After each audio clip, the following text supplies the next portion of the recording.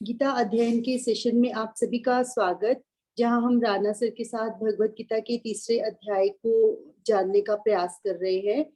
कल हमने श्लोक नंबर 29 पढ़ा था, जिसमें बहुत अच्छे से सर ने हमें समझाया था कि कैसे जब हम किसी अज्ञानी व्यक्ति को, जिसे भी हम समझाना चाहें, ये ध्यान रखते हुए कि वो कितना ग्रैस्प कर सकता है और कितना उसमें चेंजेस आ सकते हैं, धीरे धीरे ही उसमें परिवर्तन लाने का प्रयास करना चाहिए। आज हम अगले श्लोक की ओर बढ़ेंगे। सर को प्रणाम और निवेदन के आज के सेशन की शुरुआत करें। ओम वसुदेव सुतं देवं कंस चाणूरमर्दनम् देवकी परमानंदम कृष्णं वंदे जगद्गुरुं। सभी को बहुत बहुत प्रणाम। हम भगवद गीता जी के तीसरे अध्याय पर चर्चा कर रहे हैं।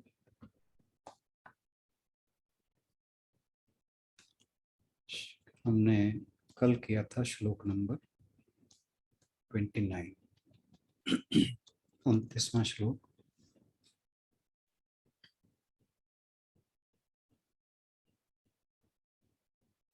इस 29वें श्लोक के द्वारा भगवान जी ने जो अज्ञानी और ज्ञानी के आचरण का अंतर है, उस विषय को कल समाप्त किया और उसमें कहा कि जो ज्ञानी है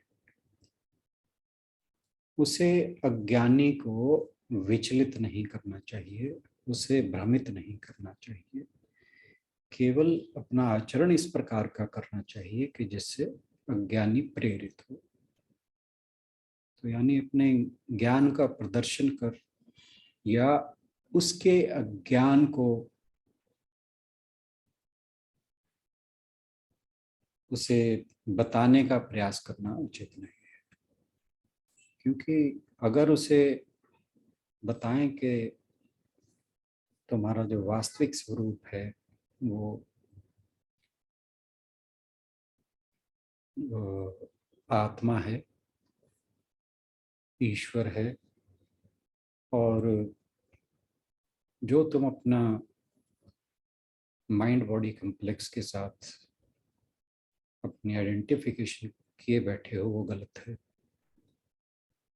और तुम्हें अपने आत्म स्वरूप को पहचानना चाहिए और कर्मों को केवल और केवल निष्काम भाव से दूसरों के हित के लिए करना चाहिए। अगर ये ज्ञान की बात एक अज्ञानी को समझाई जाए तो वो जो कर्म कर रहा है उस मार्ग से भी विचलित हो सकता है। यही भगवान जी ने पिछले श्लोक में बताया। तो इसलिए ज्ञानी और अज्ञानी, क्योंकि उनके दोनों का जो स्पिरिचुअल लेवल है, आध्यात्मिक स्तर है, वो भिन्न भिन्न है। तो इसलिए एक एग्जाम्पल दी थी कि जैसे एक शिक्षक छात्र के किसी भी एक तुच्छ सा प्रश्न पूछने पर या कहें कि मूर्खतापूर्ण प्रश्न पूछने पर अध्यापक उसे कभी ये नहीं कहता कि तुझे कुछ नहीं पता, क्योंकि वह जानता है कि इसका स्तर जो है, इसके ज्ञान का स्तर जो है वो भी नीचे है। तो वह उसे प्रेरित करते हुए जो सही बात है वह बताने का प्रयास करता है। बिल्कुल यही जो कार्यशैली है वो एक ज्ञानी की होनी चाहिए अज्ञानी के साथ आचरण करते वक्त। तो इस श्लोक के बाद अब भगवान जी कर्म किस प्रकार किया जाना चाहिए वो इस जो आगे हम श्लोक करने वाले हैं उसमें बताते हैं। बहुत ही इम्पोर्टेंट श्लोक है, इस पर हम चर्चा करते हैं। आशुष बहन से अनुरोध के जरा पहले श्लोक पढ़ते। जी सर। मयि सर्वाणि कर्माणि, मयि सर्वाणि कर्माणि सन्न्यस्याध्यात्मचेतसा, सन्न्यस्याध्यात्मचेतसा। निराशीर, जो न के ऊपर र है उसे शी के साथ बोलेंगे। निराशीर निर्ममो भूत्वा, निराशीर निर्ममो भूत्वा, युध्यस्व विगत ज्वरः, युध्यस्व विगत ज्वरः। मई, मुझमें, सर्वाणि, सब तरह के, कर्माणि, कर्मों को, सन्न्यस्य, पूर्णतया त्याग करके, अध्यात्म, पूर्ण आत्मज्ञान से युक्त, चेतसा, चेतना से, निराशीह, निराशीह और निर्ममः दो शब्दों से मिलकर बना निराशीर निर्ममो। निराशीह लाभ की आशा से रहित, निर्ममः स्वामित्व की भावना से रहित, भूत्वा होकर, युध्यस्व लड़ो, विगत ज्वरः आलस्य रहित। अतः हे अर्जुन, अपने सारे कार्यों को मुझ में अर्पित करके, मेरे पूर्ण ज्ञान से युक्त होकर, लाभ की आकांक्षा से रहित, स्वामित्व के किसी दावे के बिना तथा आलस्य से रहित होकर युद्ध करो। इसमें जब सूद सर ने भी करवाया था तो यही बताया था कि इसमें कैसे जीना है वो बताया गया है, और उसके कुछ नियम, 5 नियम जो बताए गए हैं कर्म करने के, उनके बारे में आइए सर से सुनते हैं। इस श्लोक को अगर एक बहुत इम्पोर्टेंट श्लोक कहा जाए तो गलत नहीं होगा। इस श्लोक के माध्यम से भगवान जी जो कर्मयोग का पूरा अध्याय है उसको एक किस्म से समराइज करते हैं। तो इसे संक्षेप में कर्मयोग कहा जा सकता है। युद्ध गीता का एक महान आदेश है, और यह है युद्ध भूमि में लड़े जाने वाला नहीं। हालांकि इसकी जो पृष्ठभूमि है वो युद्ध भूमि ही है, परंतु जो गीता युद्ध के बारे में कह रही है वह युद्ध है जीवन का युद्ध, जो हम क्षण प्रति क्षण अपने जीवन में हर समय लड़ रहे हैं। और मनुष्य का जो नैतिक और आध्यात्मिक विकास है, ये युद्ध उसमें सहायक है, लेकिन ये सहायक तभी है जब इसे एक उचित ढंग से लड़ा जाए। तो ये जो जीवन युद्ध है, इसे किस प्रकार लड़ना चाहिए, उसमें इस श्लोक में भगवान जी ने 4 आदेश दिए हैं। पहला, मयि सर्वाणि कर्माणि सन्न्यस्य अध्यात्म चेतसा, के अध्यात्म चित्त से या आध्यात्मिक चेतना से, दोनों एक ही बात है, अपने सभी कर्म, सभी प्रकार के कर्म मयि यानी मुझे या मुझ में, सन्न्यस्य यानी अपने सभी कर्मों को अध्यात्म चित्त से मुझे समर्पण करो। यहाँ चलो आगे बात करते हैं। चलो, तो एक तो ये, दूसरा फिर कहा निराशी, आशा से रहित होकर, निराशी निर्ममो भूत्वा युध्यस्व विगत ज्वरः। तो दूसरा आशा रहित हो जाओ, तीसरा निर्ममो, ममता को छोड़ दो। ममता का अर्थ मैं और मेरा, आई मी माइन का भाव। चौथा, युद्धस्व विगत ज्वर। ज्वर यानी संताप, जो मानसिक दुख है, मानसिक पीड़ाएं हैं अलग अलग कारणों से, कि उन्हें एक तरफ रख के अपना कर्म करो। और अर्जुन के लिए ये कर्म जो वर्तमान संदर्भ है वह है युद्ध, कौरवों के विरुद्ध युद्ध। तो अर्जुन को कह रहे हैं कि तुम मानसिक संताप को छोड़कर युद्ध करो, लेकिन हम सब के लिए है कि अपना मानसिक संताप छोड़कर कर्म करो। तो जैसे कोई संगीतज्ञ जब अपनी कोई कला का प्रदर्शन करता है, तो धीरे धीरे जब वो अपनी लय में आता है, तो एक स्टेज ऐसी आती है, एक अवस्था ऐसी आती है जब वो अपने जो उसकी प्रतिभा है उसके उच्चतम स्तर पर पहुंच जाता है,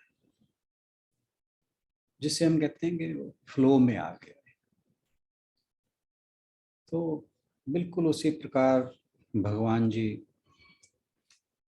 अर्जुन को उपदेश देते देते फिर सभी प्रकार की उसे बातें समझाकर जो मुख्य बात है फिर उसी पर आते हैं, और वो है युद्ध।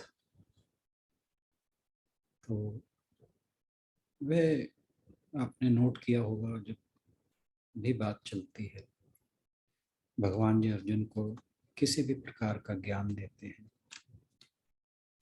तो वो बार बार हर बात कहने के बाद कुछ श्लोकों के बाद आकर उसे फिर कहते हैं कि उठ युद्ध कर। और वही भगवान जी ने इसे पूरा कर्म योग समझा दिया, फिर कह रहे हैं कि सभी प्रकार के मानसिक संताप छोड़कर युद्ध करो।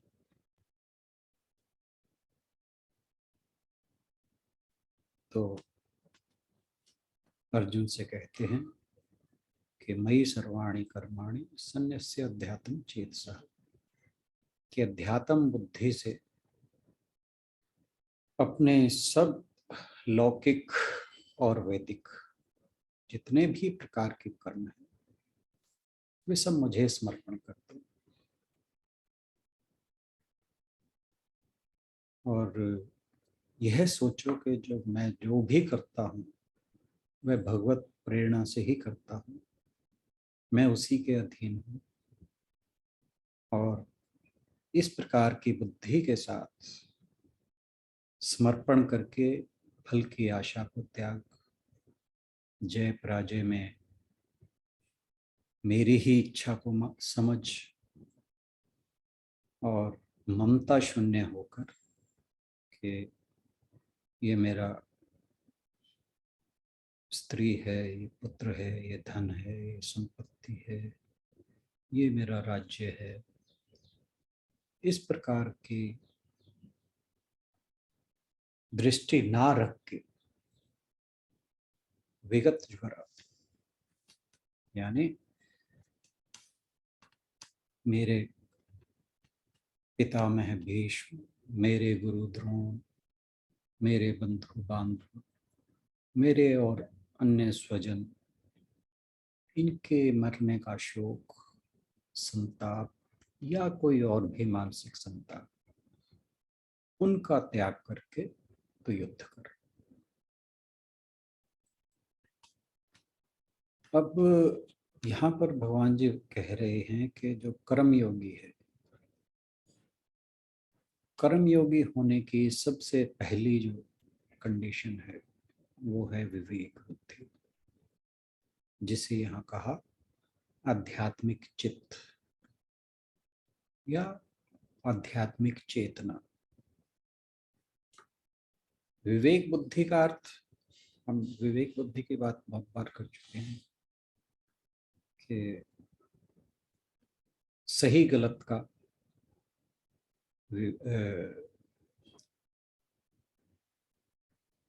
सही गलत में डिस्क्रिमिनेशन कर पाना, सही गलत का भेद जान लेना। तो इंग्लिश में हम जिसे कहते हैं कि राइट डिस्क्रिमिनेशन। इसका अर्थ क्या है? सत असत का भेद, यानी सही गलत का भेद या सत असत का भेद। इसका मतलब है यह जान लेना कि जो आध्यात्मिक जीवन है वही मेरे जीवन का लक्ष्य है, आध्यात्मिक मार्ग। और उस आध्यात्मिक मार्ग की पूर्णता कहाँ होगी? मोक्ष प्राप्ति। तो मेरा जीवन मीनिंगफुल या सफल तभी होगा जब मैं इस लक्ष्य की प्राप्ति के हेतु अपने कर्म करूंगा। तो ये हमने पहले ही बात की थी कि बृहदारण्यक उपनिषद में आया था कि जो मनुष्य अपना जीवन केवल ब्रह्म ज्ञान की प्राप्ति के लिए यूज करता है, उसे ही अपने जीवन को सार्थक समझना चाहिए। और ब्रह्म ज्ञान या ब्रह्म को जाने बिना जो इस जीवन का त्याग कर देता है, मृत्यु को प्राप्त हो जाता है। इसका अर्थ है कि उसने अपना जीवन बेकार कर दिया। तो जो कर्म योगी है उसका परम लक्ष्य है मोक्ष की प्राप्ति। मोक्ष की प्राप्ति पर ही जीवन सफल माना जाएगा। तो अब इस मोक्ष की प्राप्ति में दो चीजें हैं, एक तो ज्ञान का प्रकाश और दूसरी है भक्ति का रस। ये हालांकि दोनों अलग अलग हैं, लेकिन दोनों हैं मानव जीवन के लिए बहुत जरूरी। ज्ञान विचार है और भक्ति भावना है। ज्ञान बुद्धि के द्वारा उत्पन्न होता है और भक्ति हृदय के द्वारा। दोनों अलग अलग हैं लेकिन एक दूसरे के पूरक हैं। Each one complements other. और लक्ष्य तो दोनों का एक ही है, वह है भक्ति प्राप्ति, भगवत प्राप्ति। तो जो भगवान जी यहाँ पर अध्यात्म बुद्धि के द्वारा कर्मों को समर्पित करने की बात कर रहे हैं, वो यही धारणा है। क्योंकि आध्यात्मिक चेतना का अर्थ है आत्मा में टिका हुआ, आत्मा में स्थिर, चंचलता रहित और शुद्ध मन, शुद्ध चित्त। और जो आध्यात्मिक चित्त के द्वारा कर्म होते हैं, ऐसे कर्मों में ना तो छल कपट होता, ना ही कोई विकार होता। जिन कर्मों से मन जो है मैला ना हो,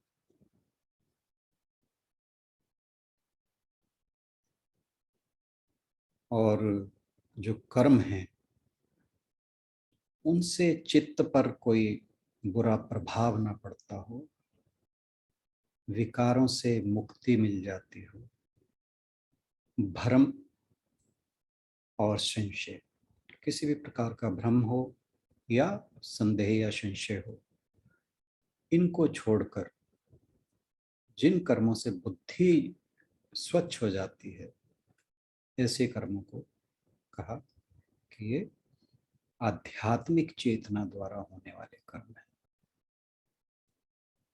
जो आध्यात्मिक चेतना है वह मनुष्य के अंदर विवेक का निर्माण करती है और इससे अनासक्ति का भाव उत्पन्न होता है। जो आध्यात्मिक चेतना है उससे अनासक्ति का भाव उत्पन्न होता है।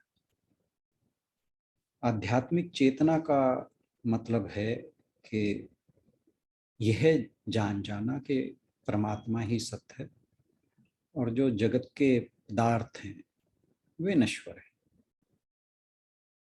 और जो मनुष्य की वास्तविक अहम है, जिसे हम कहते हैं आई, मैं दो प्रकार का है, एक तो ईगो और दूसरा वह आई जो जो कुछ भी हो रहा है हमारे इर्द गिर्द उसका दृष्टा है।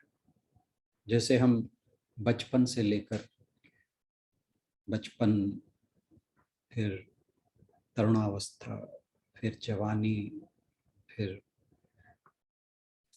प्रौढ़ावस्था, बुढ़ापा, ये सारे दौरों को जो देखता है, जिसमें स्वयं में विकार नहीं होता, शरीर में ये बदलाव हो रहे हैं परंतु स्वयं में कोई विकार नहीं हो रहा, वो इन सब अवस्थाओं के परिवर्तन का एक साक्षी है। वो है रियल आई। दूसरी आई ईगो है, अहंकार। तो आध्यात्मिक चेतना से यह जो व्यक्ति है वह यह जान जाता है कि जो उसका वास्तविक आई है या मैं है वह ईश्वर है, वह परमात्मा का ही रूप है और परमात्मा सर्वव्यापी है, अंतर्यामी है, नित्य है, चैतन्य है। सृष्टि के मूल में वही है, सृष्टि में ओतप्रोत भी वही है, यानी सृष्टि का कारण भी वही है और सृष्टि स्वयं भी वही है। तो केवल परमात्मा ही सत्य है, यह आध्यात्मिक चेतना द्वारा ही मनुष्य को इस चीज का बोध होता है, ज्ञान होता है। और जब मनुष्य इस भाव में आ जाता है, उसके मन में यह भावना दृढ़ हो जाती है, फिर वह शांत और सुखी हो जाता है और जो उसके कर्म हैं उसमें कर्म फल के प्रति उसकी आसक्ति नहीं रहती। तो मनुष्य को आध्यात्मिक चेतना में रहते हुए, उसको परमात्मा में लीन करते हुए अपने सब कर्मों को उसी ईश्वर को समर्पित करना चाहिए और जितने भी भौतिक पदार्थ हैं उनके प्रति अनासक्त होकर, मैं और मेरा का भाव त्याग कर, कर्म के फल से अनासक्त होकर और भक्ति पूर्ण होते हुए सभी कर्मों को मनुष्य परमात्मा को समर्पित कर सकता है। और एक चीज ध्यान रखने वाली बात यह है कि यहाँ जो संन्यास्य की बात की गई, मयि सर्वाणि कर्माणि संन्यस्य, तो संन्यास्य का अर्थ यहाँ पर त्याग नहीं है, कर्मों का त्याग नहीं है। तो यहाँ पर जो कर्मों का संन्यास है, उसका मतलब है कर्मों का समर्पण। और आध्यात्मिक चेतना में स्थिर होकर मनुष्य को अपने कर्म, सभी कर्म परमात्मा को समर्पित कर देने चाहिए। और सर्वाणि कर्माणि संन्यस्य, यानी संपूर्ण कर्मों का समर्पण। इसका अर्थ है संपूर्ण समर्पण परमात्मा के प्रति। अपने कर्म परमात्मा को अर्पण करते ही जो मनुष्य का मन है वो पवित्रता से भर जाता है। समुद्र जैसे सूर्य के लिए अपना हृदय खोल देता है, बसंत सुंदरता को अपना सब कुछ दे देता है, इसी प्रकार जो अपने हर कर्म को, मन की हर एक कर्म, धन, बल, विद्या, उस विराट की सेवा में लगा देता है, वही अपने कर्मों को परमेश्वर को समर्पण करता है। परमात्मा के प्रति आत्मसमर्पण का अर्थ है कि देह, मन, बुद्धि, अहंकार, ये सब ईश्वर को समर्पित है। और भावपूर्ण प्रार्थना के साथ जब मनुष्य आत्मसमर्पण करता है तो वह निर्भय, निश्चिंत, साहसी, परम शांत और सम बना देता है। यानी हर चीज में उसे समता का भाव आ जाता है। एक चीज और ध्यान रखने वाली है कि समर्पण कभी किया नहीं जाता, समर्पण होता है।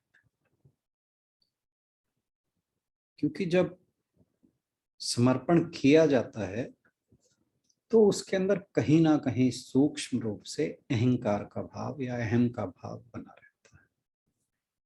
और जो समर्पण हो जाता है वही वास्तविक समर्पण है।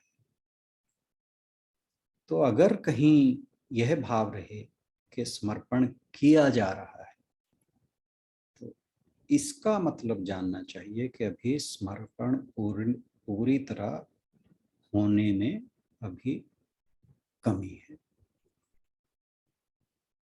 तो समर्पण का अर्थ है मैं का खत्म हो जाना, मैं के भाव का खत्म हो जाना, जिसे यहाँ पे निर्ममो कहा है। और मैं कब नहीं रहेगा, मैं का भाव कब नहीं रहेगा? जब मनुष्य के मन से अहंकार खत्म हो जाएगा। तो समर्पण करने के बाद फिर जो मनुष्य है उसे ना तो संसार से, ना ही प्रभु से कुछ मांगने की इच्छा रह जाती है। मांगना पड़ता ही नहीं। क्यों? क्योंकि जिसने अपना सब कुछ समर्पण कर दिया है ईश्वर को, तो उसको जो चाहिए उसकी व्यवस्था भगवान जी खुद करते हैं। और दूसरी बात कि जब समर्पण कर दिया फिर किसी भी चीज के साथ, चाहे वह कोई व्यक्ति है, वस्तु है, परिस्थिति है, इवन अपना शरीर, मन, बुद्धि, जब एक बार पूर्ण समर्पण कर दिया तो फिर इनके साथ जो अभी बातें हमने कही हैं, यानी मनुष्य, वस्तु, परिस्थिति, मन, बुद्धि, अहंकार और शरीर, इनमें से किसी भी चीज के साथ मैं और मेरा का भाव नहीं रहना चाहिए। और यदि इनमें से किसी भी चीज के साथ अभी मैं और मेरा का संबंध बना हुआ है, चाहे वो कुछ भी हो, तो इसका मतलब ये है कि अभी समर्पण नहीं। तो इसीलिए भगवान जी ने कहा है कि आध्यात्मिक चित्त के साथ समर्पण करो अपने सभी कर्मों को, ताकि बुद्धि में ये बात आ सके कि जो कुछ भी है वो सब ईश्वर का है, ईश्वर का है और ईश्वर के लिए है, और मेरा ना तो है और ना ही मेरे लिए है। तो जो समर्पण है वो किसी भी भाव के साथ किया जाए, उसमें मनुष्य को लाभ ही रहता है। कई बार मनुष्य परिस्थितियों से तंग आकर भी समर्पण करता है, जरूरी नहीं भक्ति भाव में आकर करे। समर्पण किसी भी रूप में किया जाए वो मनुष्य के हित में ही रहता है। क्यों?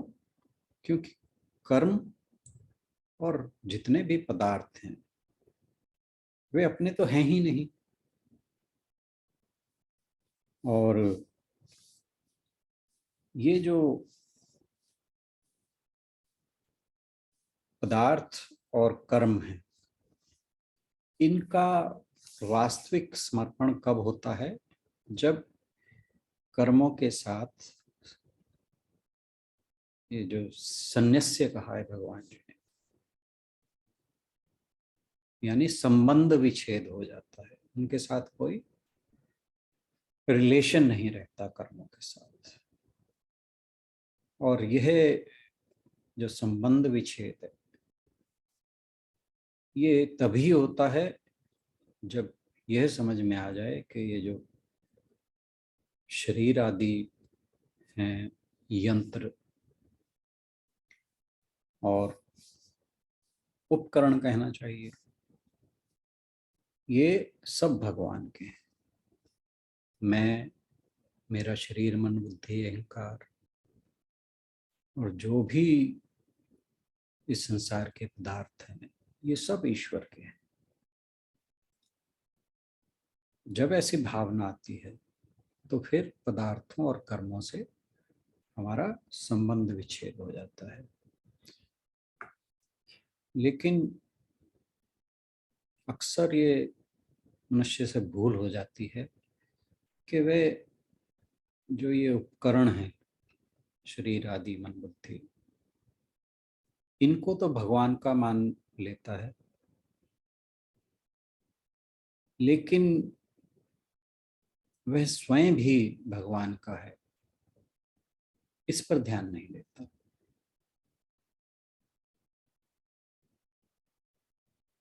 ऐसा करने से भी जो समर्पण है वो पूर्ण नहीं होता। तो इसलिए मनुष्य को चाहिए कि वह हर चीज को ईश्वर का मान ले, और इसके लिए ईश्वर से भावपूर्ण प्रार्थना करना बहुत हेल्प करता है। उससे मन बिल्कुल निर्मल हो जाता है, और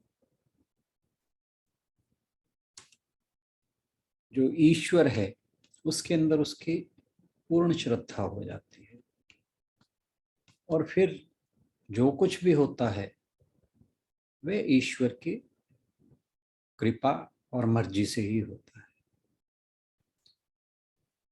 रामचरितमानस में एक पंक्ति आती है कि गरल सुधा रिपु करहि मताई, गोपद सिंधु अनल सितलाई।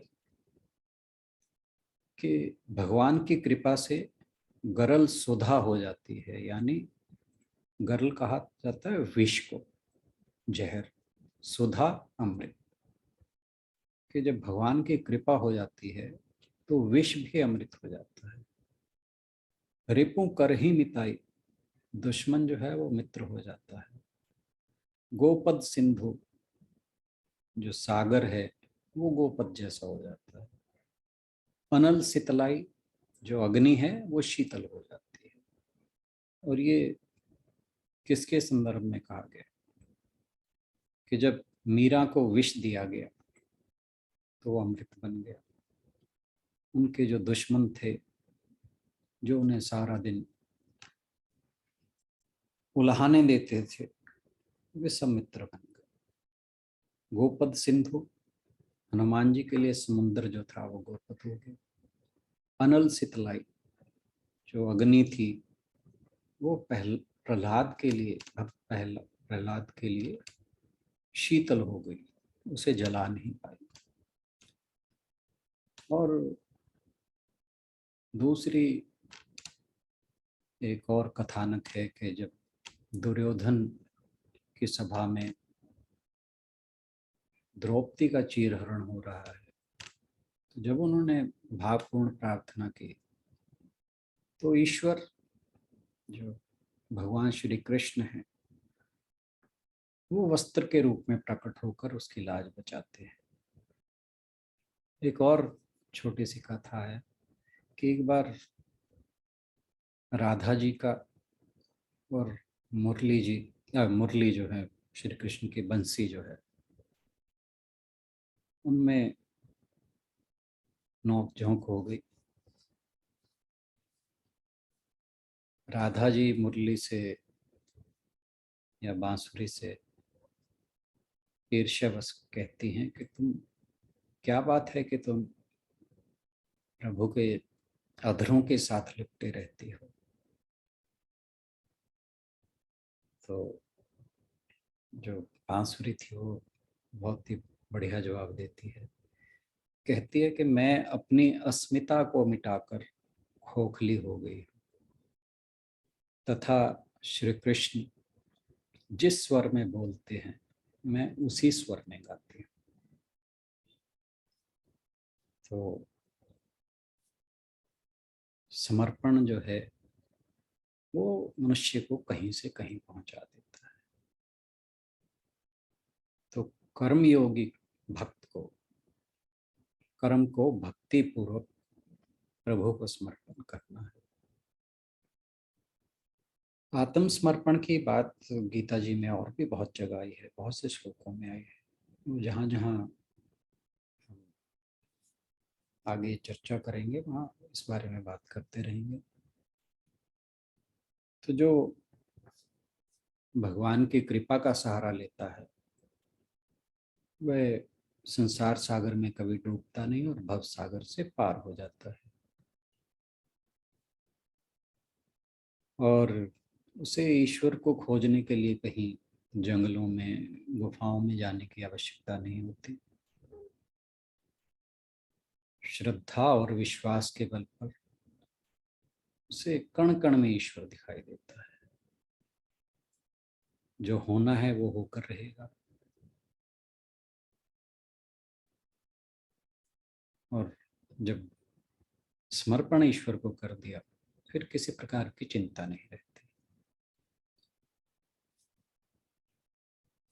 श्वेताश्वतर उपनिषद जो है उसमें एक बात आई है कि जो प्राणी सात्विक आदि गुणों से युक्त कर्मों का संपादन करके तथा सर्व प्रकार के भावों को भी पूर्ण करके ईश्वर में समर्पण करता है, वह प्राणी ईश्वर में कर्मों का समर्पण हो जाने से और उनका क्षय हो जाने से, क्योंकि जब कर्म नहीं रहे तो वो कर्म क्षय हो जाएंगे, उनके फल का भोक्ता मनुष्य को नहीं बनना पड़ेगा। तो उनका क्षय हो जाने से जो परम पद है वह उसे प्राप्त हो जाता है। यह है समर्पण की भावना का फल। फिर आगे श्री कृष्ण कहते हैं कि निराशिर निर्ममो भूत्वा युद्धस्व विगत ज्वरः, कि जो मनुष्य है उसे वस्तुओं और व्यक्तियों के आधार पर संसार से आशा नहीं बांधनी चाहिए। निराशय, क्योंकि आशा के साथ ही निराशा जुड़ी हुई है। और मनुष्य जब आशा में डूबता है तो आशा निराशा के कारण उसका मन अस्थिर हो जाता है। तो व्यक्ति को निराशी यानी आशा रहित, या कहें कि नित्य आशावान, दोनों का एक ही मतलब है। निराशी, आशा रहित होना, या नित्य की आशा। और नित्य की आशा क्या है कि जो सत्य के आचरण पर चलता है, भगवान की आज्ञा का पालन करता है, उसका फिर कोई बाल बांका नहीं कर सकता। तो ऐसे व्यक्ति को किसी भी परिस्थिति में परमात्मा की जो कृपा है वह उसकी आशा सदा बनी रहती है। ये हुई नित्य आशा। आशा रहित, डिवॉइड ऑफ एक्सपेक्टेशंस, किसी भी प्रकार की एक्सपेक्टेशन छोड़ दें। तो जो मनुष्य मेरा तेरा मैं, जो हम बात करते हैं आई मी माइन, इन सीमाओं में बंधा हुआ है, वो अपने कर्मों को समर्पित नहीं कर सकता। तो मनुष्य को अपनी शांति के लिए सबसे पहले मेरा तेरा के भाव से मुक्त होना पड़ेगा, वो जरूरी है। और अहंकार का भाव त्याग करे मनुष्य निर्मम हो सकता है, यानी मोह रहित हो सकता है। श्री भगवान जी हमें यहाँ पर अपने कर्मों को कैसे कुशल बनाएं, उसके लिए यहाँ पर एक सूत्र दे रहे हैं। ये जो निराशिर निर्ममो भूत्वा युद्धस्व विगत चोरा जो कहा है, कि वो कहते हैं कि जो हमारी जो मानसिक ऊर्जा है, मेंटल एनर्जी, वो 3 तरीके से डिसिपेट होती है, यानी उसका क्षय 3 तरीके से होता है। पहला, अतीत के बारे में सोचना। दूसरा, भविष्य की चिंता करना। और तीसरा, वर्तमान में उत्तेजित हुए रहना। और ये क्षय कैसे होता है? जब हम आशा रखते हैं, तो आशा का मतलब है भविष्य की उम्मीद, यानी हम भविष्य के बारे में ज्यादा चिंतित रहते हैं। तो जब हम भविष्य के बारे में ही सोचते रहते हैं वर्तमान में रहते हुए, इसका मतलब है कि हम वर्तमान का फायदा नहीं उठा पा रहे। और जो ममत्व है, उसका अर्थ है कि हम जब पिछली हमारी एक्सपीरियंसेस हैं, अचीवमेंट्स हैं, उनके अंदर ही उलझे हुए हैं, ये ममता हो गई।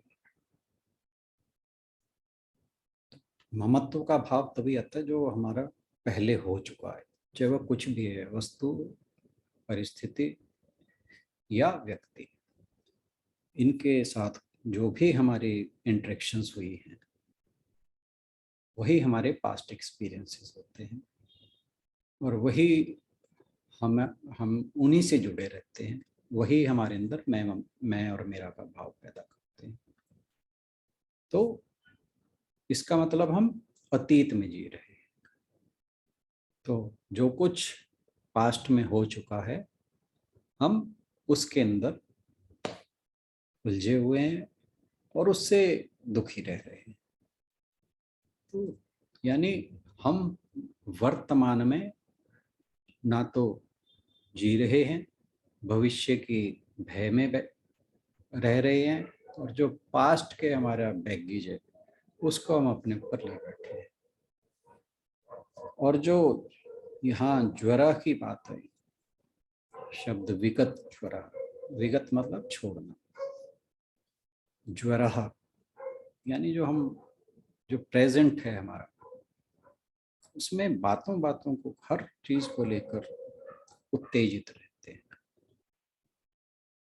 तो इससे यानी ना तो हम वर्तमान में ढंग से जी रहे, पास्ट का बैगेज ढोए जा रहे हैं, और जो फ्यूचर की एक्सपेक्टेशंस हैं वो पूरी होंगी नहीं होंगी, उसका भय हमारे अंदर व्याप्त है। तो ये तीनों चीजें जो हमारी मेंटल एनर्जी है उसे डिप्लीट करती है। और ये तीनों जो प्रवृत्तियां हैं, जो हम कहते हैं ना कि live in the present moment, हमें उस चीज से भटकाती है। और हमारा जो अहम का भाव है, आज टाइम ज्यादा हो रहा है पर श्लोक बहुत ही इंपॉर्टेंट है। तो जो हमारा अहम का भाव है उसे मजबूत करती है, जबकि जो सच्चा कर्मयोगी है वो वर्तमान में जीता है, चाहे किसी प्रकार का भी काम हो वो पूरे चेतना से करता है, सचेत होकर करता है। और भगवान जी जो यहाँ कह रहे हैं कि निराशीर निर्ममो भूत्वा, निराशीर निर्ममो भूत्वा युद्धस्व विगत ज्वरः। तो भगवान जी कह रहे हैं कि हमें भविष्य की उम्मीद, अतीत की चिंता, वर्तमान में अति उत्तेजित होना, इन सब को त्यागने के लिए कह रहे हैं। तो भगवान जी कहते हैं अर्जुन को कि हर प्रकार की आशंका, चिंता, भय, उद्वेग, इस प्रकार के जितने भी संताप हैं उनको दूर करके युद्ध करो। भगवान जी का अभिप्राय ये है कि वेद ने जिन कर्मों को करने के लिए कहा है उसका निष्काम भाव से संपादन करना चाहिए, और जो कर्म निंदनीय है वे नहीं करना चाहिए। जैसे अर्जुन के लिए एक क्षत्रिय होने के नाते युद्ध जो है वो अनिंदित कर्म है, यानी ये कर्म उसे करना चाहिए, वेद विहित कर्म कहना चाहिए कि यह कर्म उसके लिए वेद विहित है। तो इसलिए भगवान जी अर्जुन को युद्ध करने की आज्ञा दे रहे हैं। तो वो कह रहे हैं कि अपने समस्त कर्मों को मुझको अर्पित करके परमात्मा के रूप में मेरा निरंतर ध्यान करते हुए, कामना और ममता से रहित होकर, सभी प्रकार के संताप छोड़कर तुम युद्ध करो। तो भगवान जी अर्जुन के माध्यम से पूरे प्राणी जगत को कह रहे हैं कि पवित्र भाव से ईश्वर को अपने सभी कर्मों का समर्पण करते हुए, आशा और ममता के बंधन तोड़कर और उद्वेग रहित होकर कर्म में जुट जाने के लिए कहते हैं।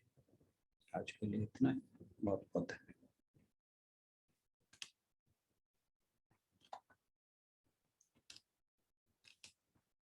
मशीन में चलाना। धन्यवाद राणा सर, बहुत ही भावपूर्ण व्याख्या थी आज की, और बहुत अच्छे से आपने समझाया। हमेशा सुनते हैं कि आज में जियो, आज में जियो, लेकिन आज आपने उसको सच में ही बहुत बढ़िया तरीके से, और हमें जो आपने राधा का और मुरली का वृत्तांत दिया वो तो बहुत ही बढ़िया था। यदि कोई आज के श्लोक को लेकर अपने भाव व्यक्त करना चाहे, विजय जी से जानना चाहूंगी, अगर विजय जी कुछ कहना चाहें आज के श्लोक को लेकर। विजय जी बैठे हैं क्या? हाँ जी। बस आज के श्लोक में तो यही है कि हमें पूर्ण समर्पण करना है, आधा अधूरा समर्पण नहीं करना।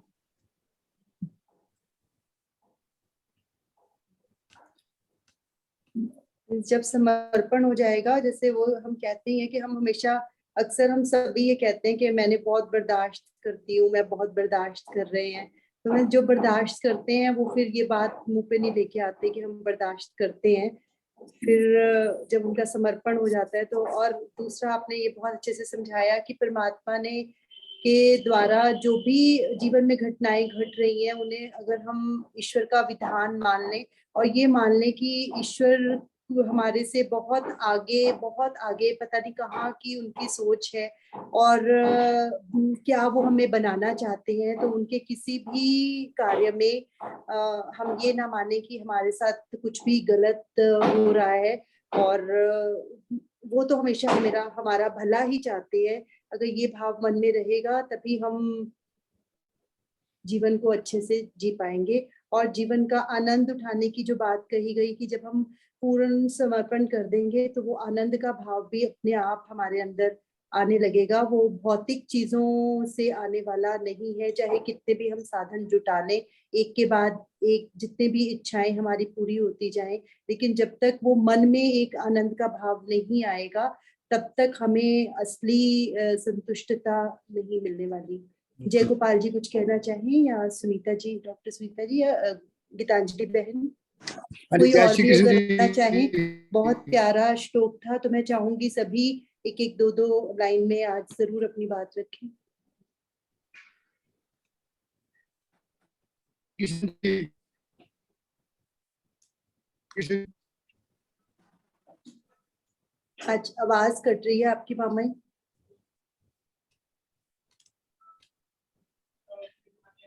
तब तक गीतांजलि बहन अगर बोलना चाहें, जब तक नेटवर्क उनका आता है।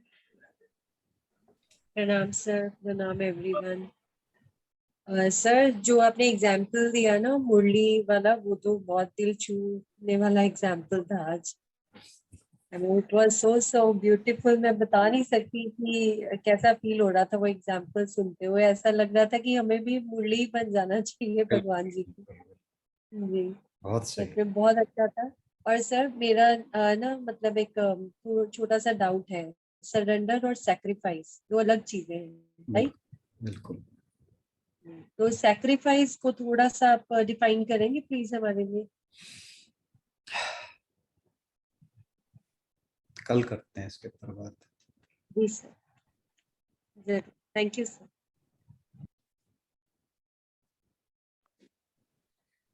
बहुत ही जय श्री कृष्ण जी। जय हाँ श्री जी। कृष्ण भाई साहब।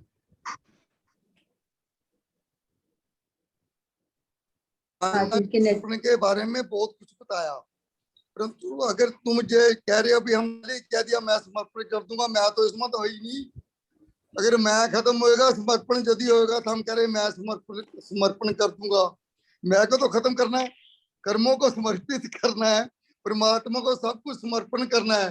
अगर कह रहे भी मैं समर्पण करना है, मैं तो फिर आ जाए बीच में। मैं तुम हम इन्हीं चीजों को त्यागना है। फिर आप यही बात बार मैं समर्पण कर दूंगा। मैं को खत्म होएगा यदि समर्पण होएगा। मैं ही नहीं खत्म होता तो समर्पण तो अपने आप होना है। मैं और हमने नहीं करना, वो तो परमात्मा को सब कुछ अर्पण करना वही समर्पित है। बस राणा ने जोर बहुत दिया थाने, फिर एक लाइन में वही बात कह दी मैं समर्पण कर दूंगा। नहीं, मैंने ये भी कही थी बात, कोशिश तो कर सकते हैं ना। ध्यान नहीं दिया आपने। जो है अहंकार को क्या कहा नहीं है राणा करता ने, समर्पण। अहंकार को खत्म करना है। मैंने ये बात कही थी कि समर्पण में अगर ये कहा जाए कि मैंने समर्पण किया, तो इसका मतलब है समर्पण पूरा नहीं।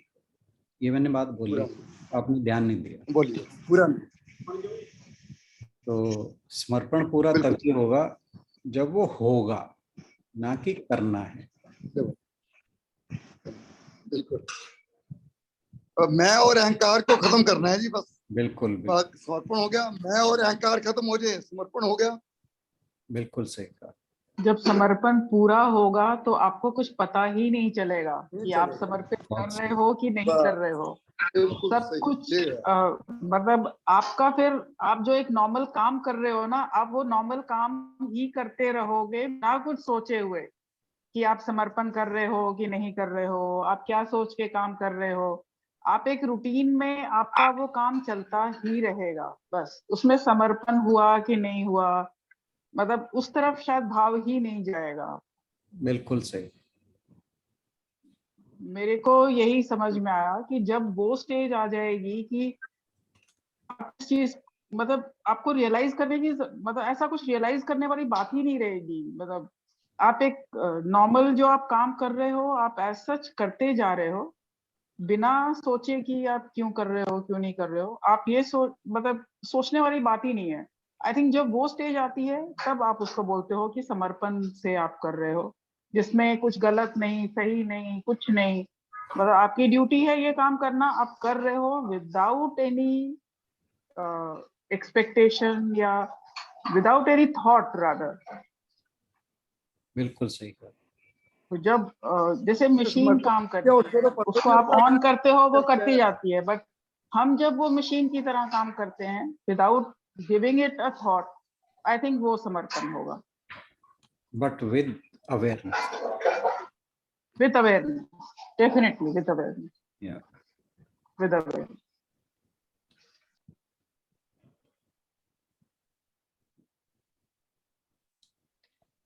सर आज का श्लोक बहुत ही आनंद आया सुन के, और मतलब इतनी क्लैरिटी हुई है ना सारा, बहुत ज्यादा sir, thank you very much. Thank और यू। जो आपने कहा कि सृष्टि का कारण भी ईश्वर है और सृष्टि भी ईश्वर है, और हमें ईश्वर को ही जानना है। हमारे कर्म तो ब्रह्म को जानने में लगे रहने चाहिए। अगर बिल्कुल हम सही कहा। उसकी तरफ चल पड़ते तो काम करें, निष्काम कर्म है। बहुत सही, बहुत सही। बहुत अच्छा सर, एक एक बात आज तो रोज ही होती है पर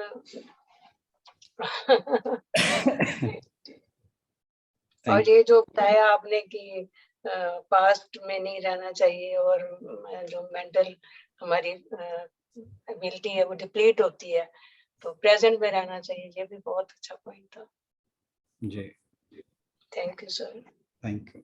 गीतांजलि बहन, एक लाइन में मैं आपकी बात का जवाब देता हूँ, बाकी चर्चा करेंगे। कि जो आप जो सेक्रीफाइस की बात कर रहे हो, सेक्रीफाइस का मतलब है त्याग। और जो यहाँ पर बात आई है वो आई है सर्वाणि कर्माणि सन्न्यस्य। तो यहाँ त्याग की बात नहीं आ रही, यहाँ समर्पण की बात आ रही। तो जो त्याग है वो आप किसी चीज को छोड़ते हो, वो सेक्रीफाइस हुई। यहाँ पर आपने सेक्रीफाइस कुछ नहीं करना, इसमें तो आपने खुद ही ईश्वर का हो जाना है। तो आप अपने से कुछ छोड़ नहीं रहे, बल्कि आप खुद ही ईश्वर के हो। जी सर। बाकी हम कल बात करते हैं, अगर अभी भी कोई संदेह रह जाता तो फिर इस पर कल बात करते हैं। बहुत इम्पोर्टेंट श्लोक है और जरूरी है कि इस पर कुछ और चर्चा की जाए। कल बुधवार, परसों, हाँ जी, हाँ थर्सडे को कंटिन्यूशन में हम रहेंगे इसी श्लोक के।